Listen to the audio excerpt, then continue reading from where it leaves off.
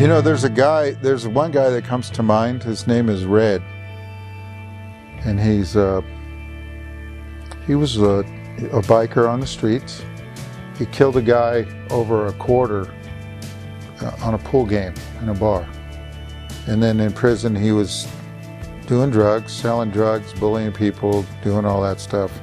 So I just talked to him. I just sat and spent some time with him. And I thought, you know, this guy, he's just a sinner, lost in his sin.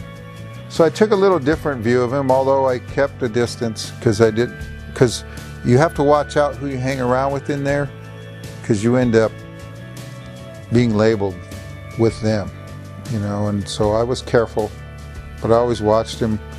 And he comes up to me and he says, look, he goes, I was in the hole. He goes, you know, I've been doing Bible studies for a while and I've been reading the Word, and it hasn't really done anything for me, really. Although when I was in the hole, man, I just, you know what, I gave it to God. I gave it to God. And he didn't know anything. And I said, okay. So I offered him some food, I offered him some coffee, gave him some cosmetics, and kind of started discipling him.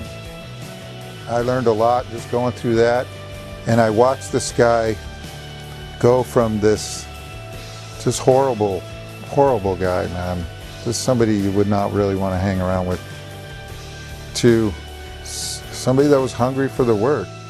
And I remember coming back from the chow hall one day, we were talking about, you know, God's awesome saving power. And, you know, he's like, man, I don't know, man, I've done a lot of bad things. I don't see how God can save me. And I'm like, so, you know, you just need to like understand how deep God's loving grace really is. There's no, you know, God is infinite. There's no limit on that. There's no limit on what God can do.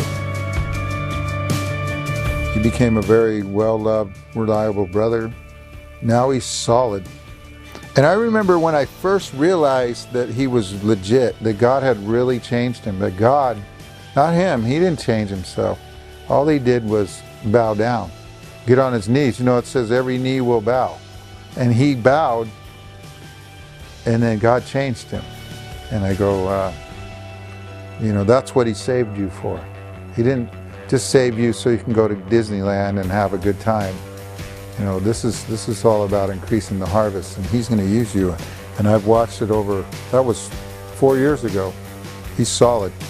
He's solid. A guy that killed a man over a quarter, you know, totally strung out on dope, would cheat you and beat you and do whatever he had to do.